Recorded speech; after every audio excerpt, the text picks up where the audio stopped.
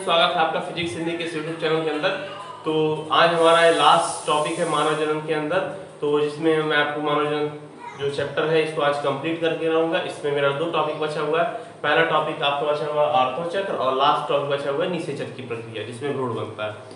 तो देखिए सबसे पहले आर्थोचक्र क्या होता है। जैसे कि हम जानते हैं कि अंडजन्म की प्रक्रिया में अंडाशय से द्वितीयक अंडक रिलीज होता है और वो जाके एम्ब्रियोलरी स्तनिक जंक्शन पे शुक्राणु का इंतजार करता है।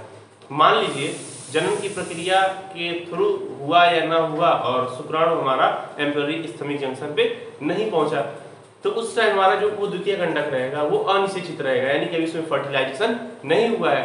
तो अनिषेचित अंड जो रहेगा उसका फिर कोई काम तो है नहीं, फिर वो क्या होगा, एक टाइम के अंतर्गत हार्मोन्स एक्ट करने लगते हैं, जिसकी वजह से हार्मोन का फंक्शन सब मैं नहीं बताऊंगा आप लोगों को क्योंकि कंफ्यूज होंगे, तो जो एग्जाम में आपको जरूरी उतना ही बताऊंगा।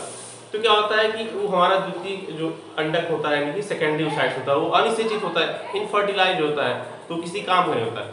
फिर क्या होता है वो नष्ट हो जाता है। तो क्या होता है नष्ट होता है और साथ साथ में क्या होता है गर्भाशय की जो दीवार होती है, यूट्रस की जो वॉल्स होती हैं वो भी धीरे धीरे डिजेनरेट हो जाती हैं। वो एक साथ मिलकर एक लिक्विड के फॉर्म में थ्रू वेजाइना ऑफ फीमेल बाहर आता है और इस प्रक्रिया को बोलते हैं, इस प्रोसेस को बोलते हैं आर्थोचक्र या मेंस्ट्रुअल साइकिल। ये 28 दिन का होता है। और आर्थोचक्र की मैं परिभाषा बोल रहा हूँ, जो लिखना चाहता है लिख सकता है। तो लिखे, आर्थोचक्र वह प्रक्रिया है जिसके अंतर्गत जब मादा के अनिषेचित अंडे में निषेचन नहीं होता है तो वह अंडा मादा के गर्भाशय के साथ विखंडित होकर के उनके योनि के द्वार के रास्ते एक तरल रूप में स्रावित होता है और यह प्रक्रिया 28 दिनों में पुनः दोहराई जाती है। इस प्रक्रिया को आर्थोचक्र कहते हैं। आर्थोचक्र मादा प्राइमेट का एक विशेष गुण है। और आर्थोचक्र में क्या होता है, आर्थोचक्र ये संकेत देता है जिससे कि कोई महिला गर्भवती है कि नहीं। यदि कोई कि आप आर्थोचक्र के बारे में जाने में आपको बताया, परिभाषा लिख लिए होंगे और समझ भी चुके होंगे क्या होता है, कोई इतनी बड़ी टॉपिक नहीं है, वैसे मैं लिख देता हूँ। आर्थोचक्र किसे कहते हैं, जब मादा के अंड का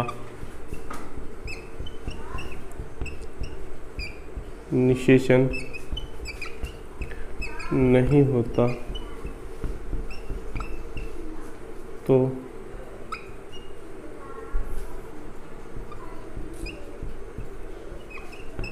मादा के गर्भाशय की दीवार में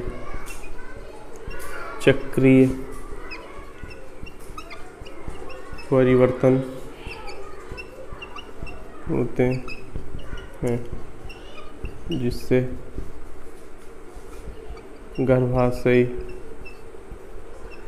दीवार एवं अनिषेचित अंड नष्ट होकर तरल रूप में स्रावित होता है। यह प्रक्रिया 28 दिनों बाद पुनः दोहराई जाती है। आर्थोचक्र कहलाती है। इम्पॉर्टेंट बात यह है कि आर्थोचक्र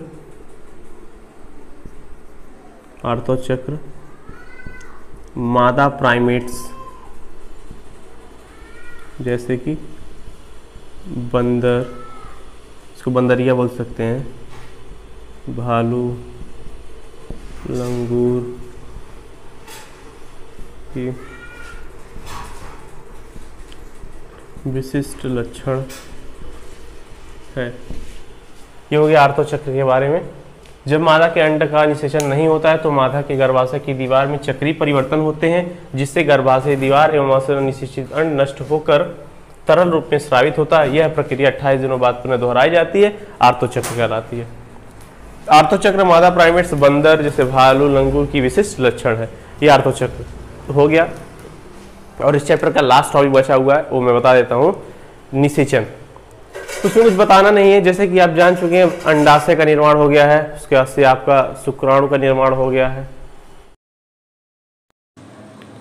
अब देख रहे हैं जैसे कि आप यहाँ गर्भाशय है और इस गर्भाशय में देखिए एक अंडाशय में जो हाथ ऐसे हिला रहा है बच्चा, कुछ नहीं तो ये अंडाणु ही है। अभी अंडाणु जन्म की प्रक्रिया कंप्लीट हो गई, अभी बाहर आ रहा है। देखिए झालर के रास्ते अब एम्पुलरी स्थमिक जंक्शन के रास्ते निकल रहा है। अभी इसका निषेचन नहीं हुआ है, अभी ये नष्ट हो रहा है। तो जैसे जैसे अभी नष्ट होगा तो देखिए गर्भाशय की दीवार को भी साथ साथ नष्ट हो रही है। वहाँ देखिए रक्त के रूप में आ रही हैं।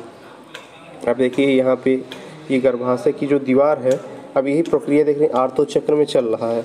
क्या हो रहा है कि यहाँ पे जो अंडाणु है अब ये नष्ट हो गया, क्योंकि इसका निषेचन हुआ नहीं। तो अनिषेचित देखिए अंडाणु देखिए अभी फिर यहाँ पे जो ब्लड के रूप में गिरा है, यही हमारे आर्तोचक्र की पूरे प्रक्रिया में चलता है। देखिए ऐसे पूरे गर्भाशय की दीवार विखंडित हो जाएंगी। एक दीवार हो ही चुका है विखंडित, अब देखिए दूसरी की नंबर चल रही है और ब्लड उसमें से आ रहा है।